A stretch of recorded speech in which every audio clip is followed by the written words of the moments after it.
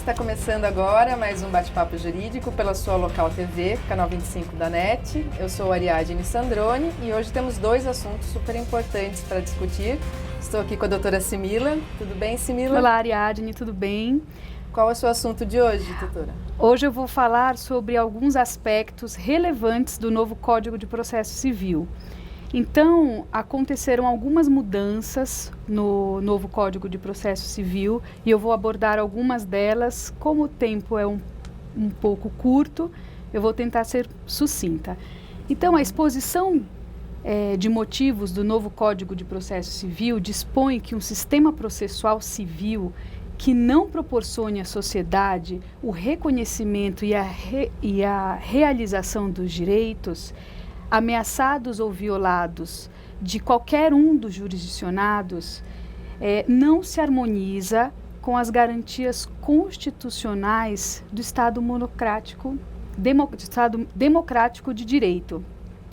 Por estes motivos, as mudanças ocorridas no novo Código de Processo Civil foram necessárias, especialmente para agilizar o processo e para efetivamente resolver os problemas apresentados ao judiciário. Então, o novo Código de Processo Civil, ele tem o potencial de gerar um processo mais célere, mais justo, porque mais rente às necessidades sociais e menos complexo também. A simplificação do sistema processual civil novo permite ao juiz que ele efetivamente verifique o mérito da causa, fazendo com que o processo seja mais célere. Levou-se em conta o princípio da razoável duração do processo. Afinal, a ausência de celeridade em alguns aspectos significa também a ausência de justiça. E o que é essa razoável duração do processo? Poderíamos simplificar em menos recursos. Então, alguns recursos existentes no nosso atual Código de Processo Civil foram simplificados no novo Código de Processo Civil. Por exemplo, o agravo de instrumento, ele não poderá ser interposto de todas as decisões interlocutórias. Existe um rol taxativo no novo Código de Processo Civil que dispõe as matérias que podem ser objeto de um agravo de instrumento. Isso é bom. Isso é ótimo. Porque o que tem a maioria das pessoas usam como muito efeito protelatório, né? Exatamente. Isso é muito bom, vai restringir bastante esse tipo de coisa. Exatamente. Também, alguns incidentes processuais, eles poderão ser inseridos, por exemplo, em preliminares de contestação. Isso nós... Tá, bem melhor. Bem melhor. Então, a gente não precisa interpor um incidente aguardar o contraditório, uma decisão de um juiz atacável por um recurso. Você pode alegar na petição inicial e em preliminar de contestação também. Muito interessante. É assunto que não acaba mais. Sim, sim. Um programa não basta para falar sobre as mudanças. Temos de meses de programa aqui. Além disso, o novo CPC é uma lei que incentiva a autocomposição em diversas passagens, conforme veremos a seguir. Ok. E eu vou falar sobre um assunto que está sendo bastante comentado agora, que é sobre o pacote do governo, sobre o ajuste fiscal, que está deixando os brasileiros, está deixando o povo brasileiro bem desesperado. E eu vou abordar hoje especialmente o retorno da CPMF, que é a Contribuição Provisória sobre Movimentações Financeiras. Super importante. Então, vamos falar sobre isso hoje. Lógico que não temos parâmetros ainda para falar sobre como vai ser esse retorno, se é que vai voltar mesmo, porque ainda nós não temos a legislação a respeito, não temos ainda o teor do texto do projeto de emenda, a lei que vai instituir novamente esse tributo, mas vamos falar sobre o histórico e quais os impactos que isso pode acontecer. Apenas a título ilustrativo, de por que realmente o contribuinte deve estar preocupado e a coisa está bem periclitante mesmo, é que só a contribuição provisória, só a CPMF, ela vai, segundo estatísticas e informações do governo, vai trazer aos cofres públicos 32 bilhões de reais. sendo que o pacote todo do governo está visando 64,9 bilhões, dá aproximadamente 65 bilhões. E só a CPMF é metade disso, né? 32 bilhões. E fora isso, tem alguns outros tributos que vão ser criados sobre lucro imobiliário, enfim, mas esse nós não vamos abordar hoje, é só a CPMF. Só que o governo, ele está fazendo esses ajustes fiscais, mas ele não está cortando gastos, né? Não precisaria, talvez não precisasse criar novos tributos, nem aumentar alíquotas de tributos já existentes que nós temos hoje, que a nossa carga tributária já é altíssima, se cortassem gastos, como eles mesmos falam, na carne, né? Como vocês podem ver nessa ilustração que está aparecendo aí na tela, o governo, com os nossos ministérios, por exemplo, são 39 ministros. Só com o salário desses ministros são gastos 400 bilhões de reais por ano com salários de ministros. E 400 bilhões com salários e despesas. Com salários são 214 bilhões para pagar funcionários públicos, que são, entre eles, contratos temporários, contratos de servidores efetivos e cargos de confiança e comissionados. Então, só para pagar o funcionalismo, né, os servidores, são 214 bilhões, fora as demais despesas. Então, poxa vida, 400 bilhões por ano e o pacote vem para criar 65 bilhões. Será que não dava para cortar alguns gastos? Por exemplo, por que nós precisamos de 35 ministros? Tudo bem que alguns ministros não são os ministros puros, como a gente diz. Alguns são secretários que têm status de ministro, né? Mas assim, mesmo assim, é toda uma estrutura que tem, são servidores que têm carro à disposição, viagens, telefone, moradias e assistentes e moradia e tudo mais, são despesas, né? Então não daria para cortar tudo isso? Então realmente é bem questionável, mas enfim, como nós não vamos questionar o aspecto político da coisa, nós não estamos tomando partido nenhum aqui, estamos nos atendo apenas a estatísticas, isso foi apenas um comentário para mostrar que realmente é bem questionável esse retorno e o contribuinte ele tem razão de estar preocupado. Claro. Né? Mas... E, Ariadne, existe algum parâmetro que nós possamos verificar, por exemplo, países de primeiro mundo, a respeito desses gastos? Então, voltando aos ministros, por exemplo, os Estados Unidos, que é a maior potência do mundo, tem 15 ministros. Nós temos 39. Ok, obrigada. Tá bom, mas precisa de mais. Então é isso, realmente a nossa situação, e acabamos de ser rebaixados. A nossa nota já estamos como maus pagadores pela Agência de Avaliação de Riscos, né, pela Standard & Poor's, e junto com o nosso país foram empresas como Petrobras e outras grandes empresas aqui do país. Isso espantam os investidores. Realmente, se o governo não tomar providências agora, eu não sei como vamos ficar. Mas, enfim, muitas águas vão rolar ainda. Ok, vamos agora ao intervalo. No próximo bloco, vamos responder os e-mails dos internautas.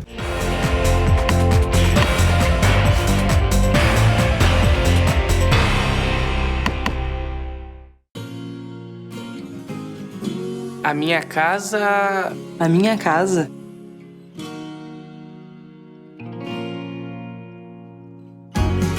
A minha casa tem que ter alegria. Tem que ser sem hora pra ir embora. Tem que ser muito moderna. Tem que ser cheia de vida. Tem que ser compartilhada.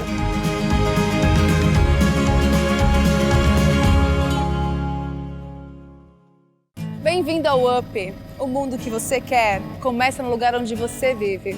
Em um loteamento residencial inovador, o melhor da tecnologia, da arquitetura e da sustentabilidade, para você e sua família viverem com qualidade e modernidade. No UP, todas as áreas comuns têm inovações exclusivas. Tudo isso aqui na rodovia João Leme dos Santos, a 5 minutos do Parque Campolim. Deu o up que faltava na sua vida. UP, o futuro começa aqui.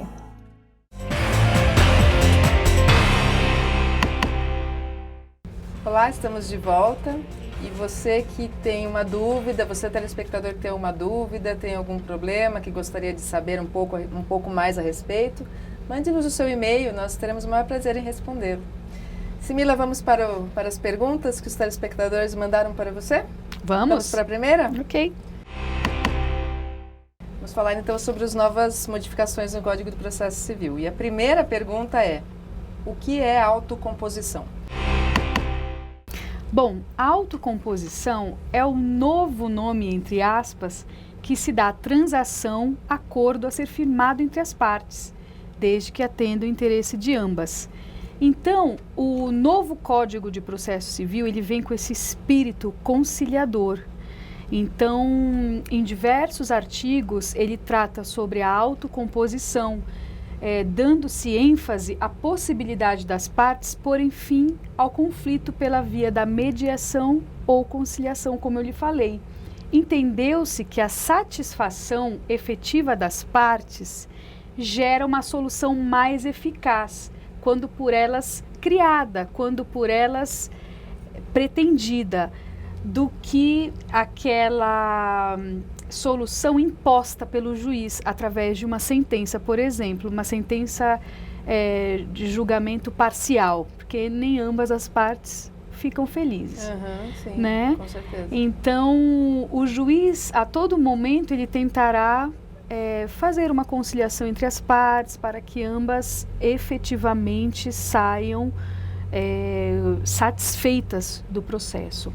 Então, como regra, deverá ser realizada uma audiência prévia de conciliação, que está prevista no artigo 334 do novo Código de Processo Civil, ainda antes de ser apresentada a contestação. Antes já da contestação? Antes da contestação, onde se tentará fazer com que autor e réu cheguem a um acordo. Dessa audiência poderão participar conciliador ou mediador. Tanto isso é verdade que nós estamos vendo a criação de inúmeros cursos de conciliadores e mediadores para atuarem na justiça. Isso é super interessante. Super. Então, eles deverão comparecer. O réu deverá comparecer a esta audiência de conciliação, sob pena de ato atentatório à dignidade da justiça e ser aplicada a multa prevista no artigo 334, parágrafo 8º do novo Código de Processo Civil. Essa multa gira em torno de quanto, mais ou menos? É algum valor significativo? Ela é metade de um salário mínimo. Metade de um salário mínimo. Então, não havendo acordo, inicia-se o prazo para apresentação da contestação, a partir dessa audiência de conciliação infrutífera. Exatamente. Especiais. Exatamente. Então, o novo Código de Processo Civil, ele prestigiou tanto a autocomposição que inseriu um artigo, o artigo 154, onde dispõe que o oficial de justiça, ele poderá certificar a proposta de autocomposição a ser firmada por uma das partes. Então, por exemplo, na hora que o oficial de justiça for citar o réu e o réu oferecer uma proposta de acordo, ele certificará no próprio mandado. E desta certificação, desta proposta de acordo, a parte contrária poderá se manifestar em 5 dias. Isso realmente acelera bastante, né? Acelera bastante. Se a parte contrária achar interessante. Exatamente. Por exemplo, chega o oficial de justiça para citar o réu. O réu pergunta, qual o valor da causa? 30 mil reais, 40 mil reais? O réu fala, eu tenho a possibilidade de pagar 10 mil, certificará no mandado. E se a parte contrária não se manifestar no prazo de 5 dias, entenderá como a recusa. Vamos para mais uma pergunta do nosso telespectador? Em relação aos prazos processuais, quais as mudanças relevantes ocorridas no novo Código de Processo Civil? A primeira delas é a contagem dos prazos processuais que serão contados em dias úteis. Diferentemente de hoje em dia, que no atual Código de Processo Civil, que são contados em dias corridos. Então, isso está disposto no artigo 219 do novo Código de Processo Civil. Então, nós temos que tomar muito cuidado com os feriados municipais, quando da interposição de recursos nos tribunais. Sim, porque um feriado numa cidade, num município, não é no outro. Exatamente, e são contados dias úteis. Sim. Então, há também uma mudança relevante nos termos do artigo 218, onde será considerado tempestivo o ato praticado antes do termo inicial do prazo, Por exemplo, a intimação de um acórdão. Então, nós recebemos a intimação de um acórdão e esperamos a publicação deste acórdão para iniciarmos a contagem dos prazos. Com este artigo 218, não há mais necessidade.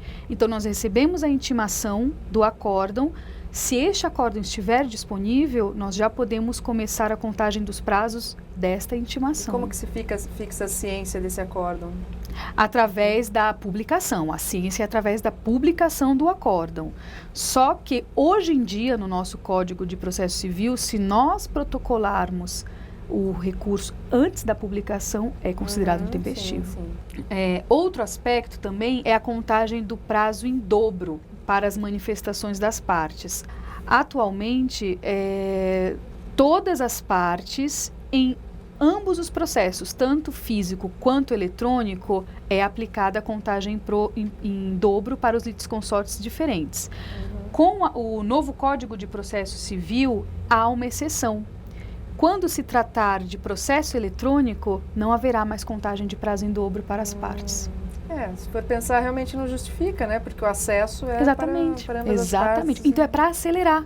É justamente a efetividade processual.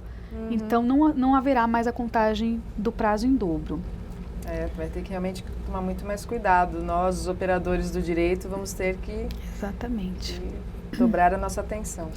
E o prazo inicial para apresentação da contestação poderá se dar de 3 formas. Por exemplo, a audiência de conciliação restou infrutífera, começa a partir deste dia a contagem para o prazo da própria data da audiência. Exatamente. O segundo é da data do protocolo do pedido de cancelamento da realização da audiência de conciliação apresentado pelo réu. Por exemplo, o autor, em sua petição inicial, ele informa que não deseja a realização dessa audiência de conciliação. Mas se o réu desejar a realização, vai ser feita essa audiência. Porém, se ele protocolar uma petição informando que não deseja a realização dessa audiência de conciliação, daí começa a contar o prazo para a apresentação da contestação. E terceiro, da data prevista no artigo 231, de acordo com o modo que foi realizada a citação, através de carta precatória, através de oficial de justiça, nos demais casos. Bem interessante. Tem muitas outras, mas vamos passar para a próxima pergunta. Gostaria de saber mais informações sobre a audiência de conciliação ou de mediação. Bom, a audiência de conciliação ou mediação, ela estará prevista no artigo 334 do novo Código de Processo Civil. E se a petição estiver em termos e o autor requerer a realização dessa audiência de conciliação, o juiz designará com antecedência mínima de 30 dias, devendo o réu ser citado com pelo menos 20 dias de antecedência dessa realização da conciliação, sob pena de surpresas, né? Exatamente. Sob pena de, desculpa. Nulidade. De nulidade. Então, se houver conciliador ou mediador na comarca, este deverá presidir a audiência de conciliação. Não há limites de sessões. Então, se as partes se compuserem e pretenderem a realização de novas audiências de conciliação até obterem um acordo favorável entre ambas, isso será feito. Isso será quantas forem necessárias. Isso será determinado pelo juiz, exatamente. Então, a intimação do autor será realizada na pessoa do seu advogado e o réu será intimado por ocasião da própria citação, devendo ser advertido que, se ele não comparecer à audiência de conciliação, ele poderá ser considerado ato atentatório à dignidade da justiça. Tem aquela multa, né? Tem. Ok. Vamos então a um breve intervalo, retornamos já já. Até daqui a pouco.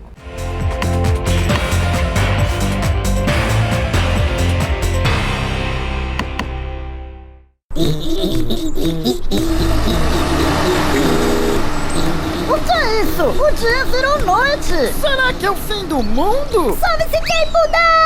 Ai, ai, ai! De novo isso, suas bobas! É a Premodiza que chegou! É hora de diversão! A Premodiza transforma rapidamente seu sonho em realidade. Premodiza. grande nos detalhes.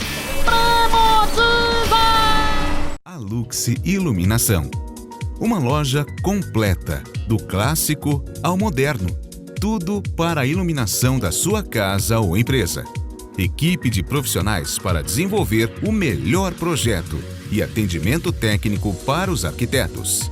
A Luxe Iluminação, a sua melhor opção em iluminação. Avenida Caribe 400 no Campolim.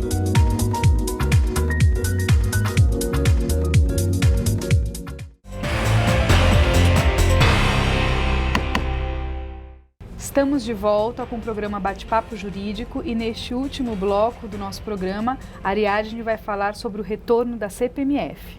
Sim. Vamos para a primeira pergunta que nos foi enviada. O que é a CPMF e sobre quais as operações incide? Bom, a CPMF, como eu já falei, é a contribuição provisória sobre movimentações financeiras. Então, o fato gerador dela é a movimentação financeira bancária, né? Então, ela foi criada, ela vigorou durante 10 anos, essa contribuição, e ela foi criada já, na verdade, como contribuição, ela vigorou por 10, 11 anos. Mas antes disso, no governo Itamar, já teve o IPMF, que foi Imposto Provisório sobre Movimentações Financeiras. Só que esse imposto, lá em 93, ele não tinha destinação. O governo precisava desesperadamente de receita, criou esse imposto aí e estava indo. Daí que aconteceu? Foi extinto porque o imposto ele tem que ter uma destinação. Daí fizeram de forma correta e criaram a contribuição provisória e deram a destinação para a saúde. Então, na época que foi criada a CPMF, foi a destinação total para a saúde. Passa ano, entra ano, essas alíquotas foram variando, houve uma dança das cadeiras de alíquotas conforme a necessidade do governo, foi de 0,20%, 0,25%, depois foi 0,30%, 0,38%, conforme a necessidade ia movendo as alíquotas. E foi assim durante 10 anos, e quando terminou essa contribuição que era inicialmente destinada para a saúde, estava com 3 destinações, a maior parte dela para a saúde, a outra parte para a Previdência, que sempre é quebrada, e uma pequena parte dela, 0,8%, estava destinada ao Fundo de Amparo à Erradicação da Pobreza, que na época ia a destinação desse tributo. Foi extinto pelo Senado em 2007 e não se falou mais disso. Acreditava-se que não ia voltar mais. Agora, para nossa surpresa, veio aí esse programa de ajuste fiscal. Em linhas gerais, a CPMF, a proposta que foi encaminhada pelo governo hoje, do que nós temos notícia, é que vai ser uma alíquota de 0,20% e, segundo o nosso ministro da Fazenda, Joaquim Levy, ela vai ter uma duração apenas de 4 anos. Vamos ver se vai ter mesmo, porque da outra vez foram 10 anos, né? Tomara que seja só 4 mesmo. Mas vale dizer também que até ela ser aprovada, até ela passar pela Comissão de Constituição e Justiça, ir para votação na Câmara, no Senado, vai demorar. Se for aprovada mesmo, eu acho que ela vai entrar em vigor só a partir de 2017, meados de 2017. Mas é a alíquota de 0,20% por 4 anos e vai incidir sobre toda e qualquer movimentação financeira, seja ela saque em conta corrente, pagamento de boleto, pagamento de fatura de cartão de crédito, transferências bancárias, enfim, toda e qualquer movimentação. Ok, ótimo. Vamos à próxima pergunta? Vamos lá. Quais seriam os impactos na economia e para os contribuintes caso seja aprovado o retorno da CPMF? Bom, os impactos podem vir a ser bem complicados. Pode ser um tiro no pé por parte do governo. O tiro pode sair pela culatra. Por quê? Porque se por um lado o retorno da CPMF, um tributo dessa natureza, representa uma receita fácil e a curto prazo, porque o governo praticamente não tem que fazer nada, porque quem faz a retenção, o recolhimento são os bancos.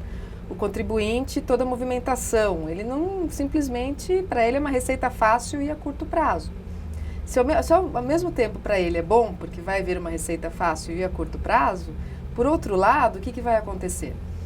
As pessoas, vai engessar a nossa economia, porque as pessoas, nós já estamos em uma fase de crise, em que as pessoas já estão segurando dinheiro, não estão gastando, estão cortando a maior parte dos gastos que consideram não supérfluos, e vai diminuir essas movimentações. Diminuindo as movimentações, vão diminuir os investimentos. Até na época da vigência da CPMF anterior, quando vigiu anteriormente, teve até uma greve da Bolsa de Valores pedindo a isenção para movimentações na Bolsa, porque o movimento da Bolsa caiu vertiginosamente. Quem vai arcar com isso somos nós, os contribuintes. E aumentando cada vez os preços, o que vai acontecer? As pessoas não vão gastar. Tirando o dinheiro da circulação, nós vamos ficar com a nossa economia. Como você disse, vai ser um tiro no pé.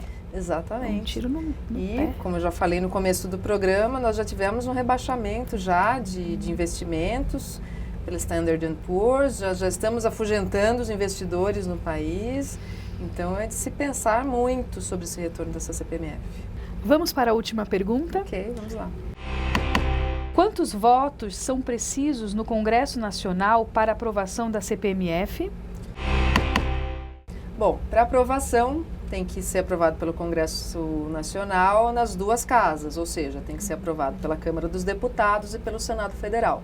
Por cada uma dessas casas tem que haver 3/5 dos votos a favor do retorno da CPMF. Okay. 3/5 dos votos na Câmara dos Deputados corresponde a 308 votos. E 3/5 no Senado, 49 votos. Até alguns dias atrás, a gente achava que não ia ser aprovado, mas agora não sei, não se sabe. Existem alianças que estão sendo realizadas aí pelo governo. Então, isso pode ser com que fortaleça a volta da CPMF? Sim, porque até então, tanto a oposição como outros partidos estavam contra, né? Mas agora a nossa presidente ela está selando uma aliança com o PMDB, está fazendo as pazes com o PMDB, prometeu hoje 9 ministérios para o PMDB.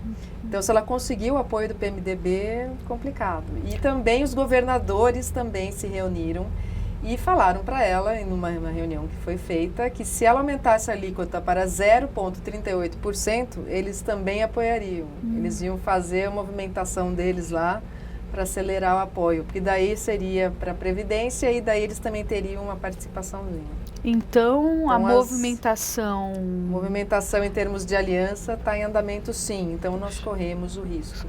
Ok, infelizmente o nosso tempo terminou. Então vamos encerrar o programa Bate-Papo Jurídico. Até a próxima. Até a próxima. Obrigada, Obrigada. Simila. Você, telespectador, não esqueça, mande a sua pergunta, mande a sua dúvida. Nós responderemos, incluiremos na próxima pauta aqui. Até a próxima. Tchau.